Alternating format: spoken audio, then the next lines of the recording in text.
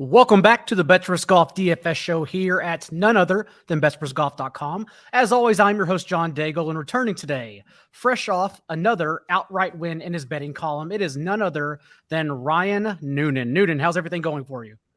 It's going well. I wish I could take it. I did not have Burns, unfortunately. I thought you did have Burns. Andy had Burns, so credit to Andy. That was it. Feinberg grabbed him live at like 125. Insane.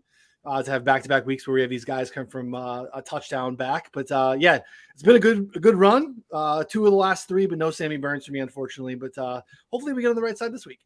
And we, of course, cannot be a trio without a third, and we are honored to have this first-time guest. You probably know him from his work on CBS's First Cut pod, and he is the only individual on the show who actually has a positive ROI in the World Series of Poker. It's none other than Sia Nejad. Sia, also, I believe you dabbled late in round 2 on a Sam Burns outright, correct? Yeah, so speaking of First Cut pod, I got him at 85-1. We were on the recap show, which I don't normally do. I was filling in Thursday afternoon. I was with Rick Gaiman, who, of course, all of you know. Of course. And we were going down the odds. We were in like that 20 to 30-1, range where you saw the Morikawas and the Spieths and whatnot. And then we kept scrolling down, and I'm like, hey, Rick, what is this? Burns is 5 shots back. It's +1. So it looks like a bad round, but it really isn't. He's 5 back. Yeah, there's Scotty ahead of him and a bunch of other big names, but 85-1, or it was 80-1 on Caesars, but 85-1 and 90 and even 100 in other places. And I'm like, that's disrespectful. I even tweeted it out. I actually used the word disrespectful. You got to take this bet. In fairness, I said take Sam Burns at 85-1 and CT Pan at 95-1. So the Pan part of that didn't work out. But I got to say, a lot of people ended up tailing that.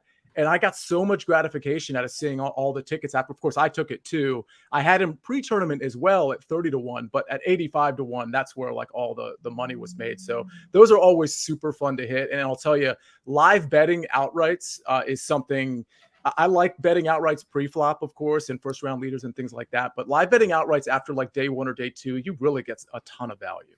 It's all fun and games until you're finding yourself hedging off of everything with Scotty Scheffler, who then goes into a playoff, and then it doesn't even matter in the end because it doesn't win the playoff from Burns. So that's such a situation that happened to me. But also on last week's show, Ron Klos, PGA Splits 101, planted his flag for DFS on Patrick Reed for cheap, and we saw how well Reed did and to the weekend. So we're all looking to build up our success from last week and keep this train rolling this week at the Memorial Tournament at Muirfield Village, where, stop me if you've heard this one, John Rahm, of course, forced a WD with a commanding 6-stroke lead through 3 rounds last year.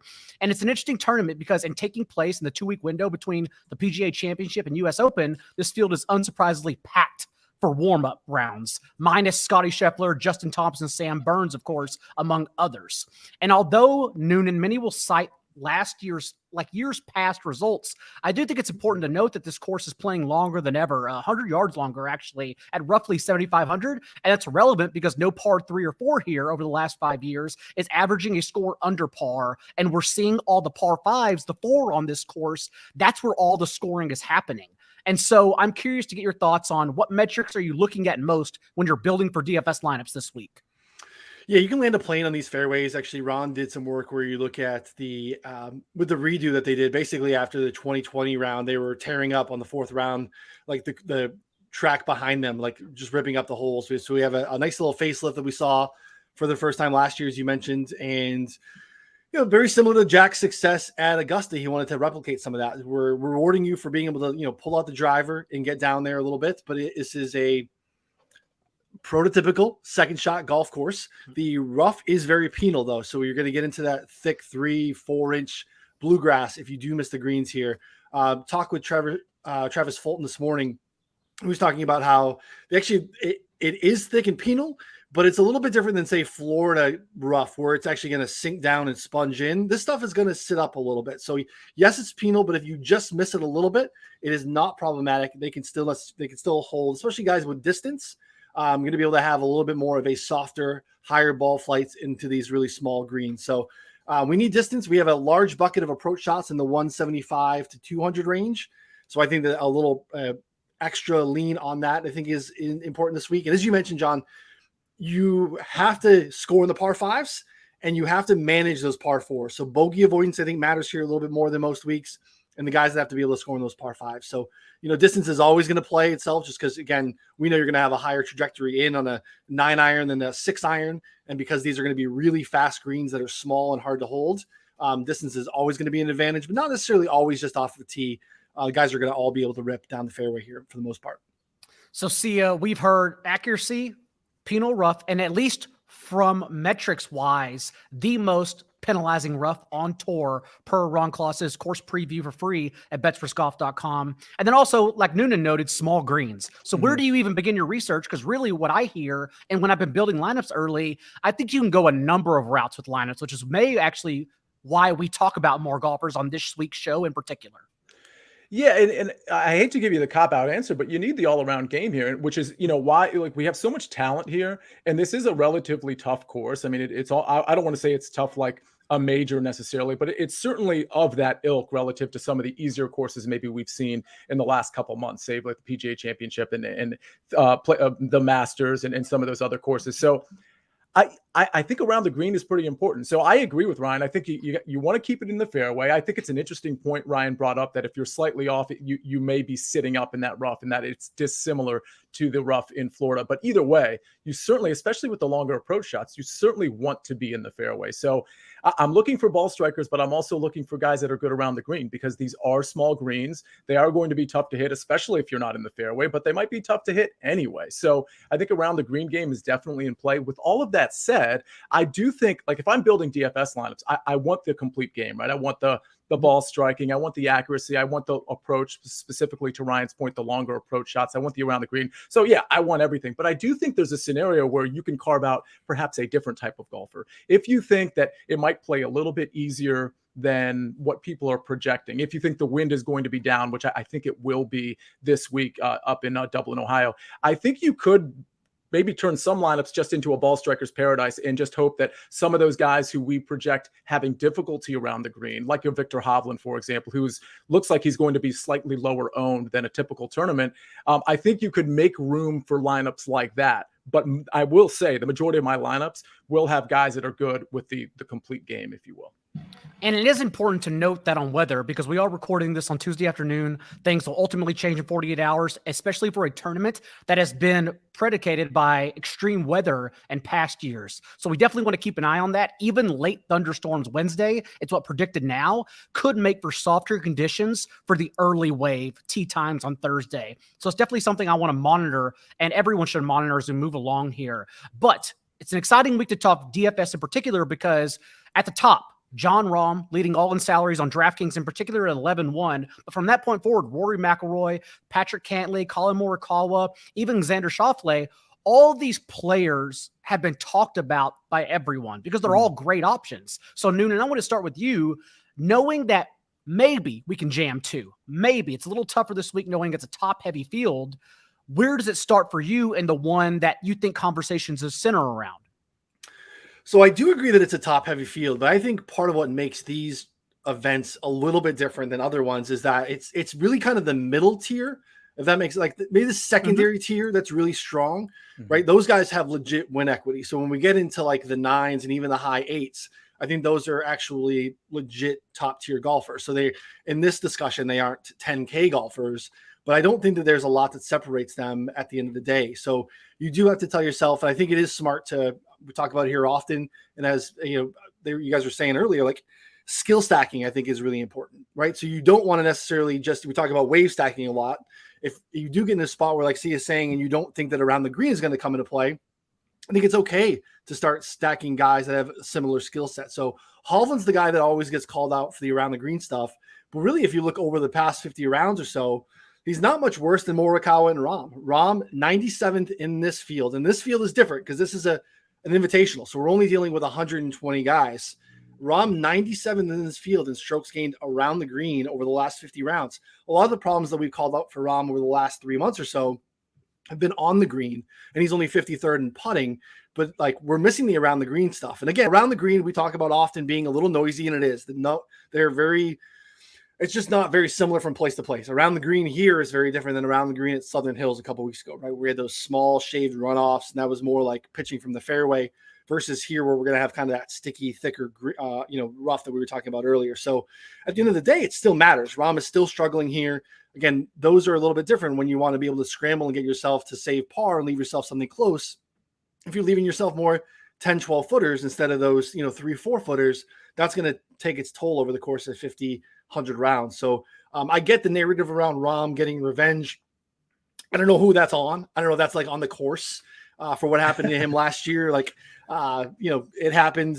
I was impressed with how he handled it. He very well could have, and within his rights, been pretty frustrated. And I think he was, but I think he handled it on the outside fairly well. But I think you're going to see a lot of push for Rahm because, again, his dominance here, both in years past as well, too, right? We're talking about a place where tee to green is premium, and he has been that even in the past 50 rounds with all those struggles. He's first in strokes gained ball striking. So I think Rory is a guy that is going to probably carry a good amount of ownership just because the form is probably the best here in the bunch.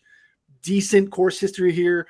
Again, what we've seen him do a little bit lately, especially on the first round. If we have a nice first round Rory, I think that's something that we should be buying into. A little different in DFS. We can't live bet Rory once the tournament starts. We can, try to get into showdowns and stuff like that. But I think pre-tournament, when we're looking at the top tier, I think Rory makes a lot of sense. Morikawa in the power fade, which is something that's obviously fared well for him in his limited experience.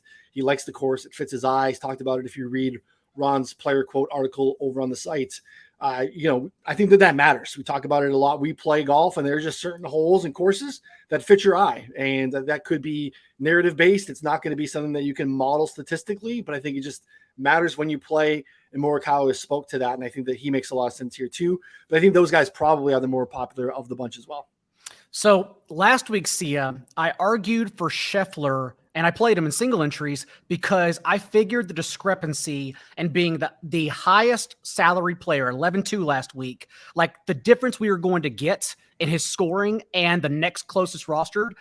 So like he was 20% rostered, Scheffler was, than Spieth. And that of course mattered. And I thought that was important for DFS. Whereas this week, I do think Rahm's a good play. I think Cantley's a good play. I think, we mentioned Hovland later on, but like I think all these guys at the top and Morikawa are great plays, but I don't see like the ownership discrepancy being as high as it was last week. Thus, I think it's going to get just jumbled and shuffled around at the top, and there's really no need for me anyways to be like in favor of someone game theory wise, because I think they're all going to be very similar. Do you agree? And whether or not, how are you leaning right now in this top heavy range? I do agree with you that the ownership, because of all the talent, as it pours down into the low 8K range, it's going to be relatively flat. You're not going to see a guy that's like 25% owned. You're going to see a lot of guys that are between like 16 and 20, 21%. Mm-hmm. So from a game theory standpoint, if you can find a guy that's like 12 or 13% versus let's say 20%, I think that's like good enough leverage. But I mean, if you're talking about a couple percentage points, which to your point, we're largely talking about up here,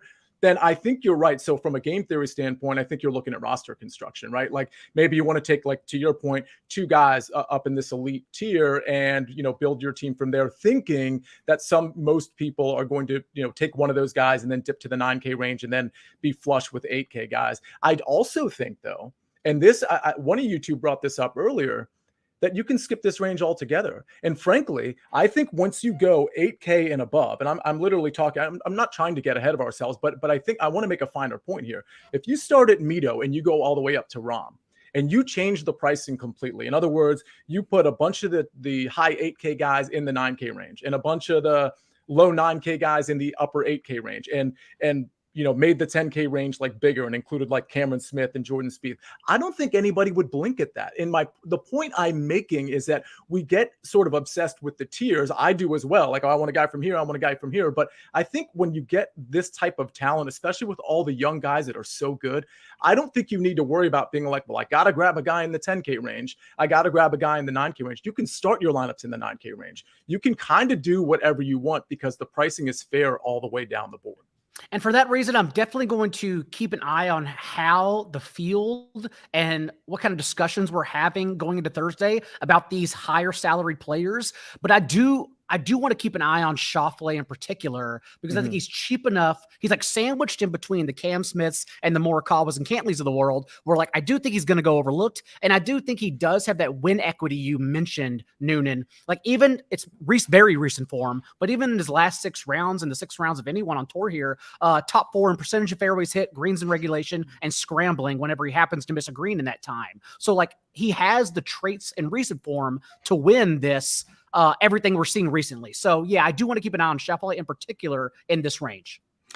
Yeah, I mean, we went at length on Xander on the betting show this morning because it's always all there, right? I mean, that's kind of his thing, right? It's always all there. When you look at it, he's finished like the last 4 years between 11th and 14th year. He's never really tasted any Sunday smoke. Some of those are going to be backdoor top 20s. Again, like winning at the Olympics, winning the Zurich. Those are like the most, the tour championship with 30 guys. Again, all very impressive. And there's nothing wrong with the game, but there's just something to it where it makes it really hard where, especially if I'm paying 10K, because of the balance that I think I can build later, man, that 10K guy better win, right? And like he almost a better win. And ideally he comes in lowest or close to the lowest in that tier from an ownership standpoint too. And, you can make the case there. And I think Xander's one of those guys that early in the week we can tell ourselves is going to be low owned. And then it starts to get steam and everyone wants to play Xander because he's going to be low owned. And then it flips because it's like, oh, no one wanted to play Xander. And then you flip the cards and there he is. And he's, 22% and you're holding the bag. And now he needs to win for you. So yeah, do I think Xander checks all the boxes? Literally number one in a statistical model that I ran for this week over the top past 36 rounds. He's got it all. There's no real weakness in the game. Just as a guy that I think does he have way more win equity than some of the guys in the upper 8s, like Sia is saying? No, I just don't think so. That's completely fair. And I have no right to yell about everyone who keeps rostering Tony Finau when I keep rostering Schauffele at like 2K more every week. So yes, correct. Completely fair. Sia, I want to kick off since we're all in agreement that if you skip this 10K and that's totally viable, that you can then build a core in the 9K range. So I'll give you the floor and tell us where you're starting in that tier. Yeah, and I do want to say, to Ryan's point, I think the Xander ownership is going to creep up by the hour. So I think when it comes down to it, you're going to see him, and I'm ballparking these figures, like around 17% with the John Rahms, with the Rory McIlroys, and it's going to be probably the Patrick Cantlays that are of the lower tier, and perhaps even, I mean, Colin looks like he's going to be popular as well, but Xander's, they're all going to be pretty popular. Other than I think Cantlay, believe it or not, I think he's going to be lower there. As far as the 9K range, I'm going to skip over Cam Smith because I'm not super interested from a course history standpoint. It doesn't look great. Is he going to pepper the fairways like we want him to? Yeah, it's possible, but I think it's more probable that other guys below him are going to do a better job there. I think Jordan Spieth is really interesting. I was kind of hoping his ownership would be a touch lower. We'll have to wait and see on that. And my thought there was, listen, the last 2 weeks, people have played a lot of Jordan Spieth, particularly last week. If you played him 2 weeks in a row, you might have some Jordan Spieth fatigue and you feel like pivoting onto somebody else, in spite of the fact that he's been pretty good, kind of under the radar, pretty good. As of the last couple of weeks. So Jordan Spieth is somebody I really like. I think Victor Hovland is interesting if his ownership stays low. Again, that's kind of predicated on the idea that A, his ownership leverage potentially, but B, maybe he's okay around the green, or maybe he's just so good on approach and keeping it in the fairway that the around the green game doesn't come into play as much as we all think. I think what I thought was going to be a leverage play, but we have to wait and see, is Will Zalatoris, who hasn't been super great lately. And I think some people have some Will Zalatoris fatigue and might want to pay up for Jordan Spieth or Cameron Smith or all the way down to Shane Lowry.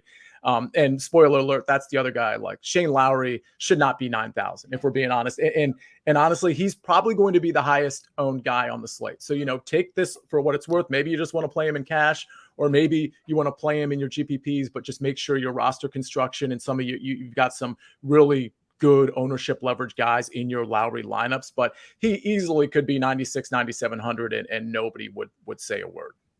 I will give you the floor because I know there's a lot of players in this range you want to talk about, Lowry included, Noonan. I will say, though, I hear you, see. I know what you're saying, course history-wise, but I still want to dabble. Like, I still have a lot of faith in Cam Smith at 9,900, thinking he still has that win equity. Also has doubled up the next closest in the field, Victor Hovland, actually, and average stroke gains on approach the last 3 months. So, like, we're going on a long time now, practically, where all the traits that you would think logically make him successful on this course, like, it still could work in his favor. So, I'm again, it's Tuesday afternoon. I want to keep an eye on how everyone else is seeing him as well. But if I can get him at like 12 to 15%, I would love that personally. Yeah, I hear you.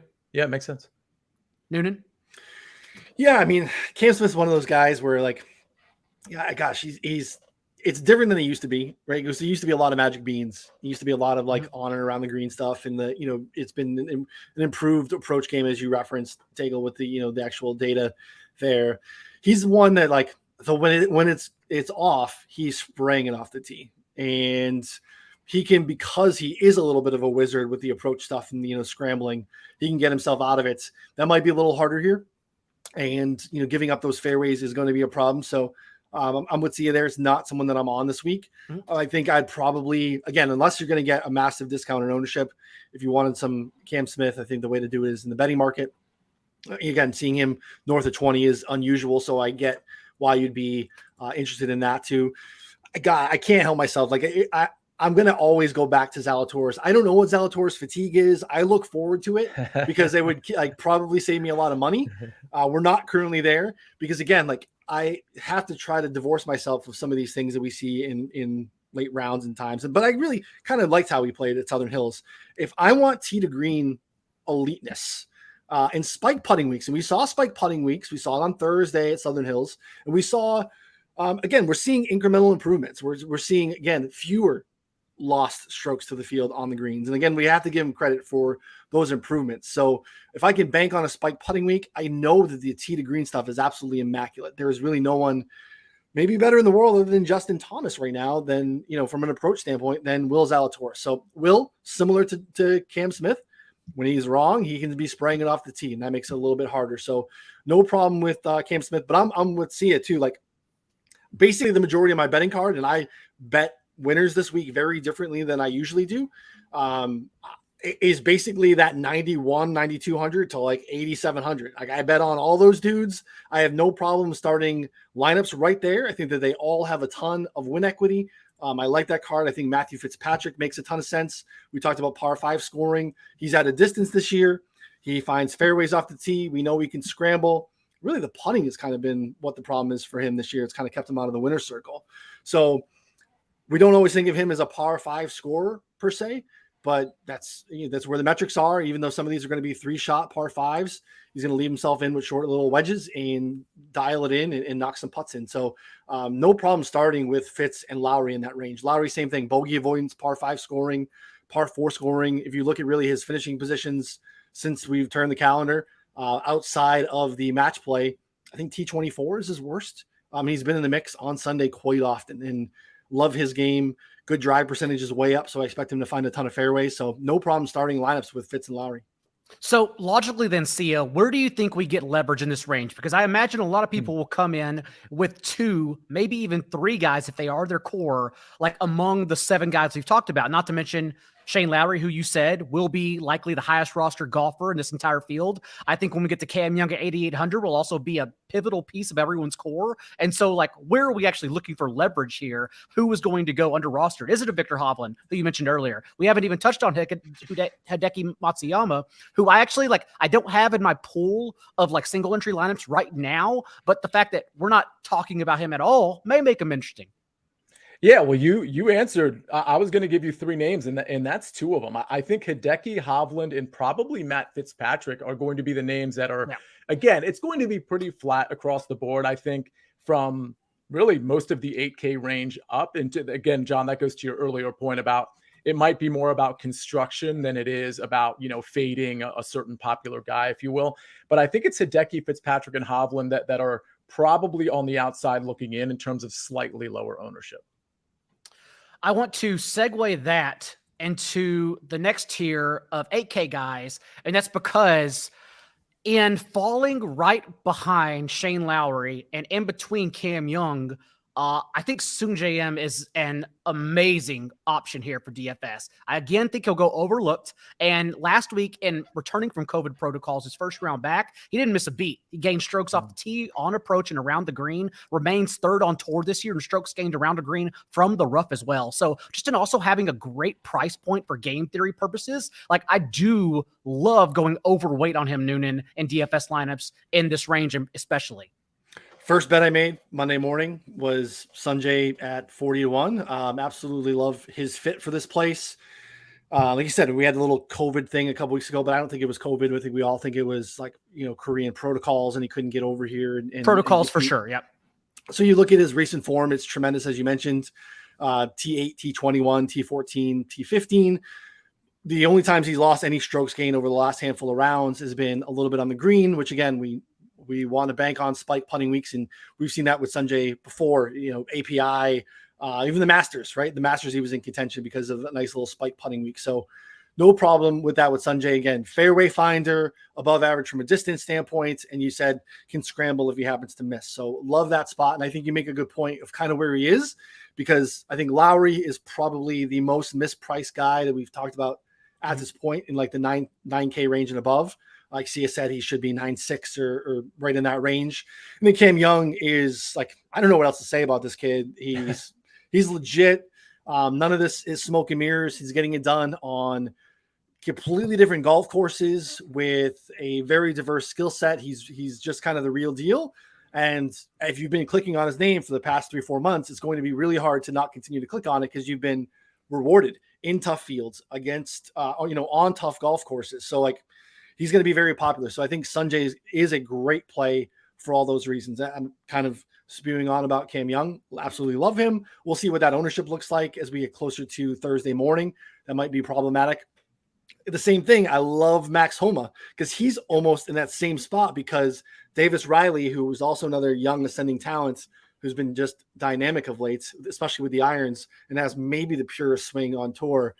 He's buzzy right now. Max Homa is right in the middle of that. And Homa is another guy that tough golf courses. When I kind of think about how I want to look at comp courses, thinking about Muirfield Village, like I think you can make a case for Riv being one of those courses where it's long, the rough is penal, the fairways can be, sometimes easier to hit, but if you miss the greens, that rough can be problematic. And that's not necessarily Homa's strong suits, but I think seeing him really perform well around the greens at Southern Hills, I'm encouraged. Just kind of a Homa guy, and I think he's going to be low owned as well. So in this range, I love Sanjay and Max. And Corey Connors, who we haven't talked of, if you creep down a little lower, I imagine he'll also be high rostered, registered 6 consecutive top 35s until his most recent miscut and that win wave at the PGA Championship. So again, we just gloss over that. We don't worry about it at all. It's still a very good salary for Connors. Sia, what about you, knowing that, as we talked about, Cam Young, Homa, Connors even, they're all going to be high rostered, which also tells me we probably can't, and maybe you disagree, I don't know, I'd love to hear, we probably can't roster Cam Young and Lowry together unless we're then getting a couple guys under 5% in our lineups. Well, okay, a couple things here. I'll start with this. Corey Connors, I don't think is going to be high owned. Do you know why? It's not because of it's not because of an injury. It's not because he's a bad course fit. It's because we're all prisoners of the moment. Yeah. And we haven't seen Corey Connors lately like flash in a big way, but you know who we have seen? Every single person around him, from Joaquin Niemann to Davis Riley to Max Homa to Cameron Young to even some people who might be interested in Sung J.M., which, John, I agree with you. I'm all in, and Ryan too. I'm all in on Sung J.M. I think it's a great leverage play in spite of his lack of good course history here. So I think you're right about Max Homa and Cameron Young. They're going to carry some ownership. I think Corey Connors is going to end up being a pretty good pivot, though. But I'll say this. If you wanted to roster Shane Lowry and Cameron Young, and then you're worried about, I assume your question was being posed because you're worried about, well, that's going to be high ownership for both, correct? Okay, well, how about starting your lineup right there with Shane Lowry? How about starting your lineup with Shane Lowry and then filling up with the 8K range? I actually experimented with that yesterday before the first cut. I just wanted to throw an 8K lineup together because I thought it was just super interesting to go super balanced, because we know these 8K guys can excel. but I'm not going to be super rigid and say it has to be 8K guys. I can start my lineup with Spieth and Lowry and then go 8K guys and then grab a low 7K guy. Or I can go Lowry, grab 4 8K guys. And then, with them, well, especially if some of those 8K guys are low owned, for example, Mito, not low owned, low priced, Mito, Keegan, and your boy Corey Connors at 8,400. Well, then I probably have, I'm doing like just quick math, I probably have like 7,300 left. So I have an extremely balanced lineup with upside, and I don't have to worry as much about the ownership because my roster construction is completely different. Terrific thoughts. That's why I like having DFS players on the show, because the game theory matters more than anything else. Noonan, also, quick question for you, because I'm pretty sure Byron Lindeque probably runs this account. I don't know, but he probably asked this question about thoughts on Seamus Power and Keegan Bradley, who, as we know, are in that 8K range. And what's most important about Seamus Power is that he's the same price as Mito Pereira, who's going to garner much more ownership than he will. So any thoughts, any leans on Power and Bradley? Because I do admittedly love Mito, even though I know he's going to be popular. Yeah, I mean, Seamus Power is playing pretty good golf. Again, is top 10 in bogey avoidance on the season, which you love to see. It's going to matter here quite a bit. I think he is 6th, just a tick ahead of Mito. Again, I'm kind of going back to TPC Potomac too, where, again, a couple weeks ago, not a course we see all the time, but again, that was very similar to some of the stuff I think we're going to see here, where you need to find the fairway, and if you don't, the rough is a problem. And that's kind of why I like some of these guys like Cam Young, Max Homa, and I think Keegan is in that same tier, right? Keegan, as we know, kind of choked that away to Max on the final round there. So I think there are some overlap there where that was a long course and the rough was a problem. So, yeah, I mean, I'm a Keegan guy. I know that some people have a hard time with it. I think some people don't like to click that name. I think he's also mispriced. I think he's entering with better form than Answer per se. Berger, who's maybe lost it a little bit on the greens, is in his head a little bit. So same thing. Neiman's been kind of spraying it off the tee a little bit. The irons haven't been quite as good as they were early in the season. So I have no problem going with Keegan and Seamus, especially if we're going to look at ownership that's kind of significantly lower than the rest of the guys around him, especially like, say, I think maybe we see some steam on Patrick Reed, who's just a tick below, and then Mito as well, who I think we all think is a great play, but it's kind of in that Cam Young decision where it's not about really is he a good play. It's more about the game theory ownership standpoint. And I do want to pick up on that, John, real quick, because I think Seamus Power in particular and Daniel Berger are going to be really good leverage plays, ownership leverage plays, of course. I think Berger for me is probably the preferred option, but I certainly could make an argument for Power. Let me just lay the case out for Daniel Berger. The ball, like in terms of keeping it in the fairway and the approach game and the around the green game, he checks all those boxes. It's really the putter that's been letting him down. And by the way, speaking of being prisoners of the moment, like we haven't seen much of Daniel Berger. If you recall 3-4 months ago, he had the injury, pulled out of a couple tournaments. Then he was just flat out bad. Now the ball striking is back. We know he has the around the green game play. The putter was really bad last week, but if you check round by round, he actually gained with the putter 2 out of those 4 days. It was just one day in particular, I believe it was Friday, where he lost almost 3 strokes with the putter.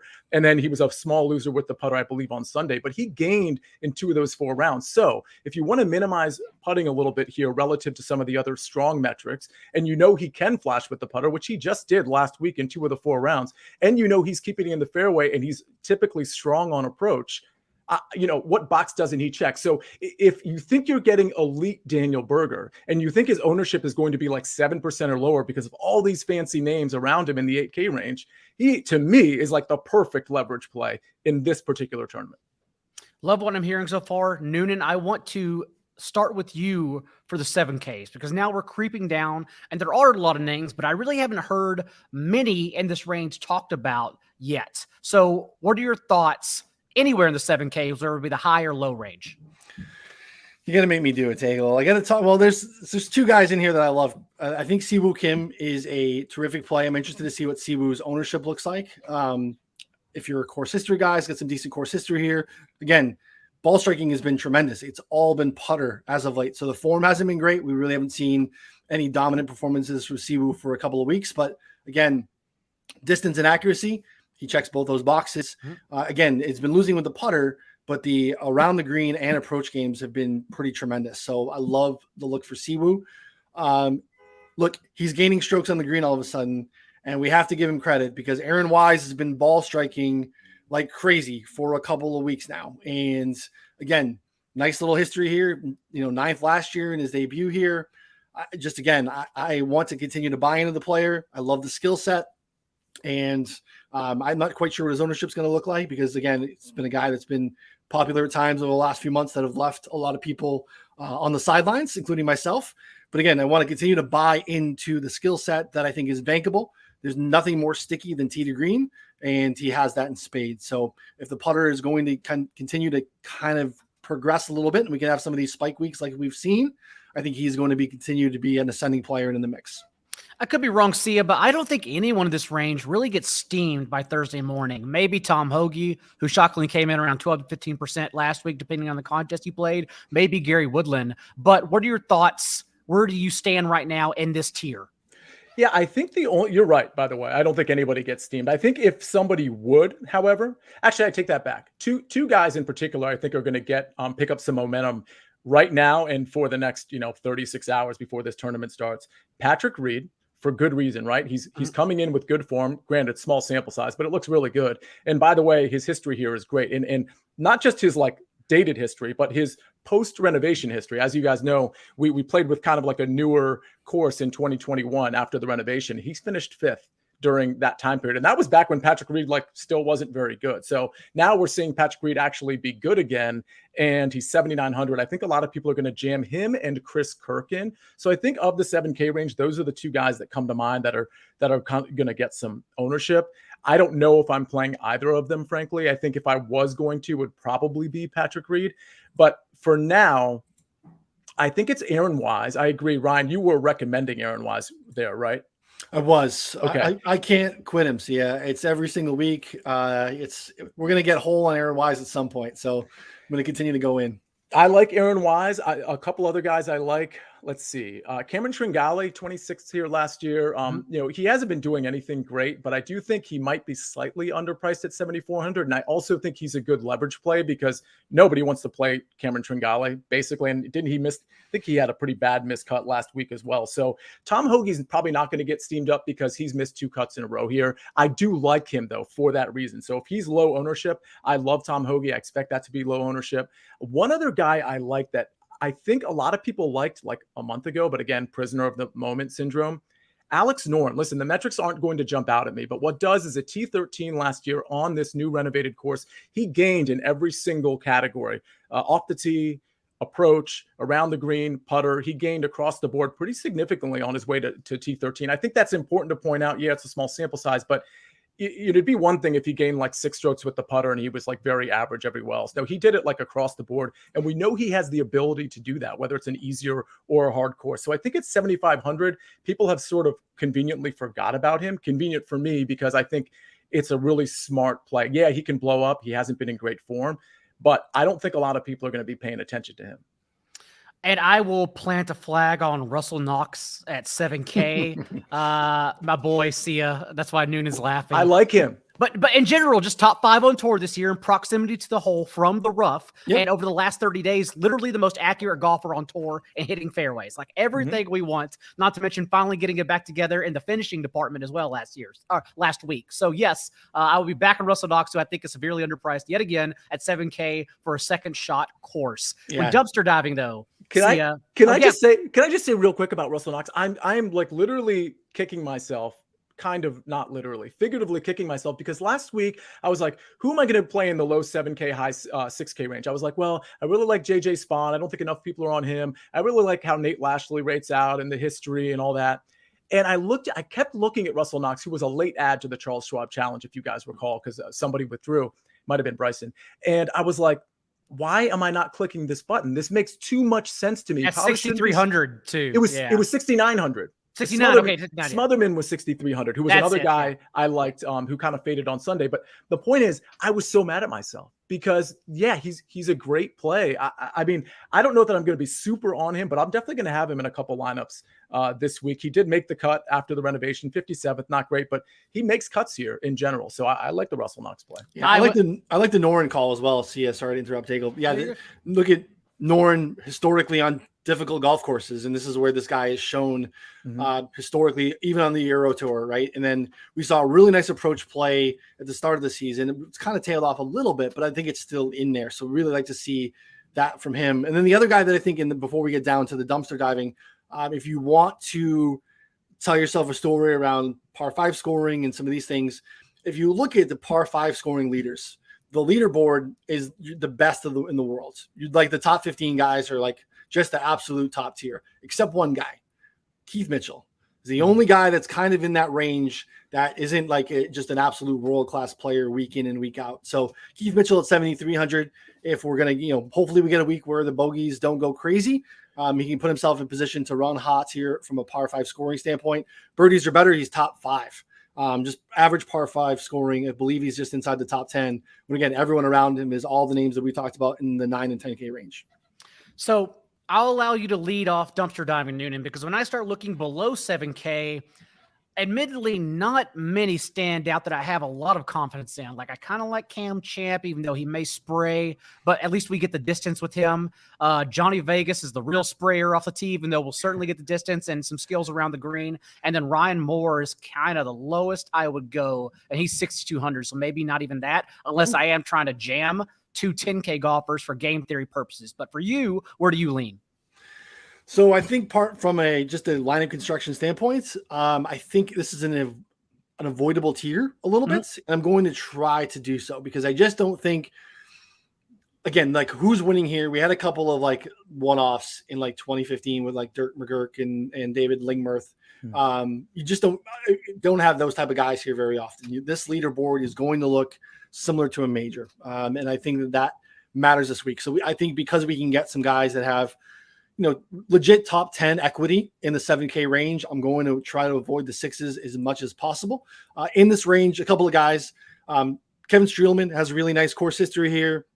Again, we know can find fairways, is great around the green. The irons can be really good. Streelman makes a lot of sense. Brendan Steele is the opposite of that, where Brendan Steele can make up for it in a lot of distance and put himself in position to score in these par 5s, where I think that's pretty interesting. And then probably the lowest I want to go is Lucas Glover. If you look over the last few months, I believe over the last 50 rounds or so, Lucas Glover is the tops in this range from a strokes gain approach standpoint. So putting could be a problem for him too. But again, we almost always just cross that off. Hope we get a spike putting week and know we want to bank on the sticky stats like approach and tee to green stuff. So Lucas Glover's probably the bottom of the barrel for me. And what about you, Sia? Yeah, I agree with a couple of those.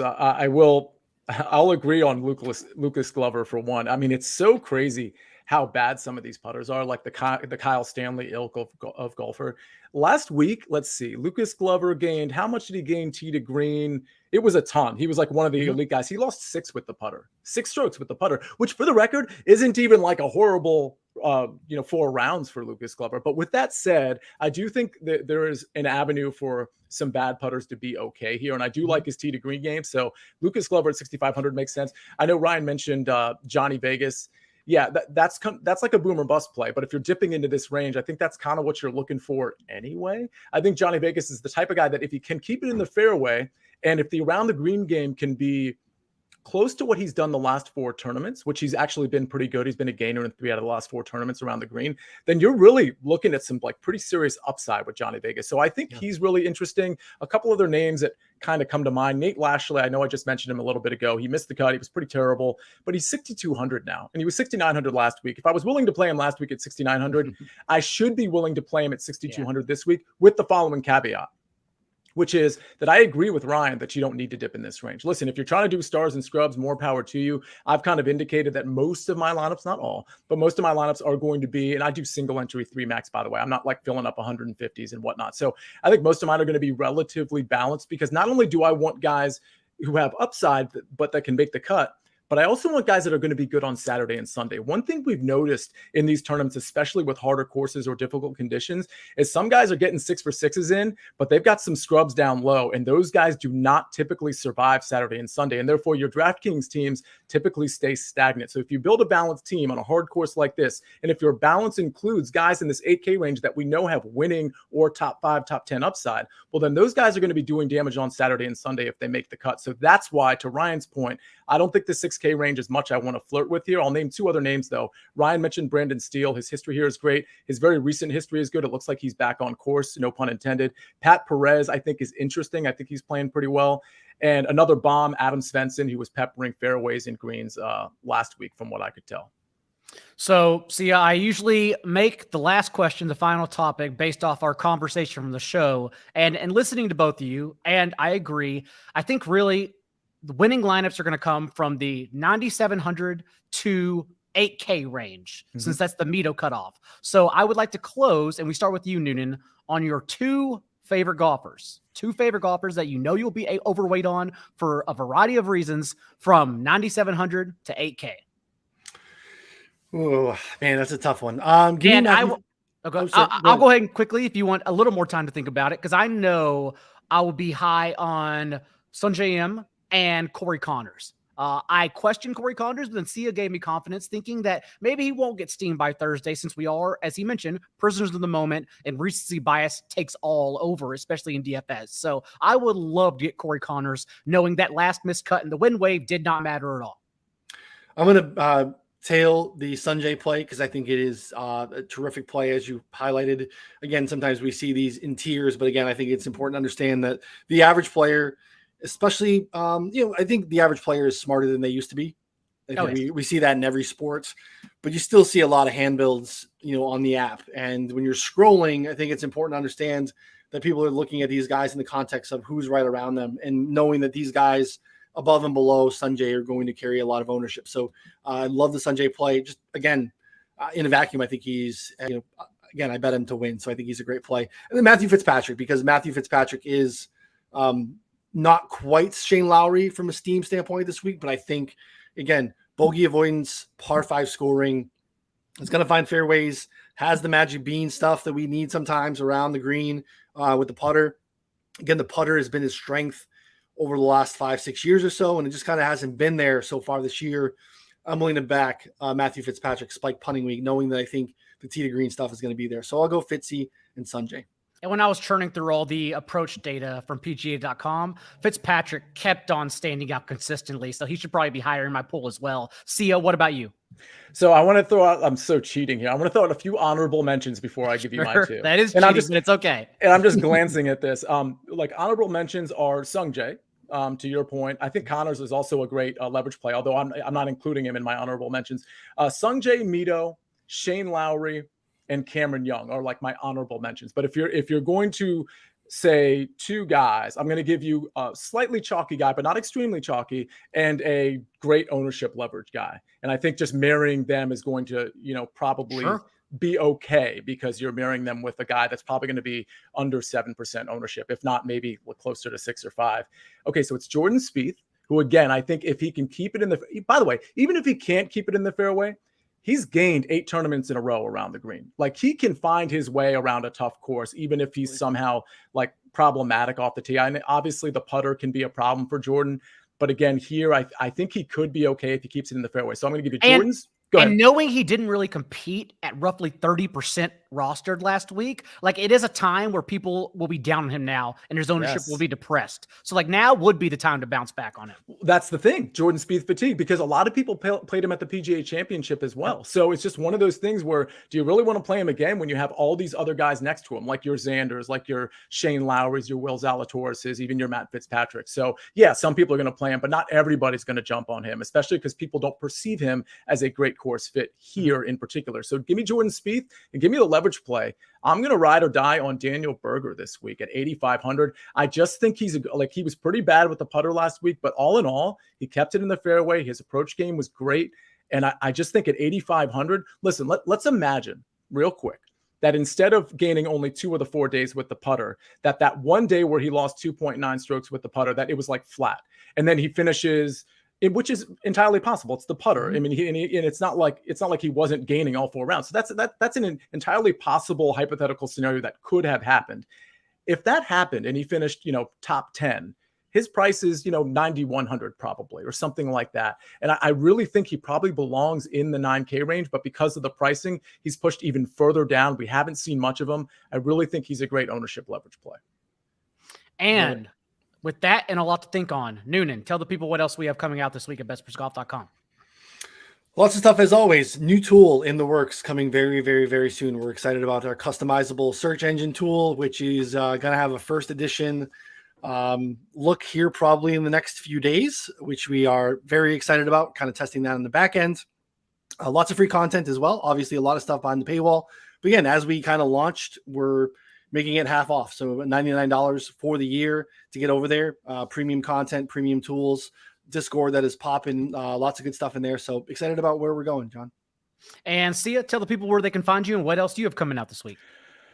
Oh, good question. Yeah, I have a couple shows tonight. So we do a PGA. Actually, I'd love to have you guys on, not at the same time. Sometimes we bring on a fourth guest for this PGA Draftcast that we do. It's Win Daily Sports. We do it every Tuesday night. It's a free show on YouTube, just like this one is, 8 o'clock Eastern Standard Time, where we actually draft a DraftKings team. And we have the audience who comes in on the comments, and they draft their own team too. We have like a nomination process. It goes pretty fluidly, and it's really, really fun. We post our lineups after the fact. And when I have you guys on the show, you guys will be able to draft your lineup as well. I'll probably team up with the audience. There's going to be 4 teams that are drafted. It's really fun. In fact, the audience team last week almost won the $5 entry, like 90,000. If they had, I think if they had dropped Abraham Answer and played Tony Finau, they literally would have had an outright, which is really interesting. Damn, it's awesome. It's pretty crazy. So I have that later tonight at 8 o'clock. I'm also going to be on VSiN with at Beating the Book and that team, Matt Brown and Kelly Blyden, VSiN tonight at 9 o'clock. And then that's pretty much it. I have my SiriusXM show every Saturday night, 9 to 11. And then when football season rolls around, I'll be on the Fantasy Football Today DFS show Tuesdays and Thursdays. So that's fun. I do football along with golf. Same for both of us. And I'm sure both of us will also be more than happy to join whenever you reach out. But yeah, big fan of Spencer and the team over there. Yeah, Spencer's great. Joel's great. We got some new contributors that are coming onto the show. And we've had some really great guests. So you guys would be a welcome addition. Until then, though, thanks again for joining us, Sia. And for everyone out there, remember our free article of the week, our best bets, will be up Wednesday afternoon. So until then, good luck this week, and we'll see you in Canada next week.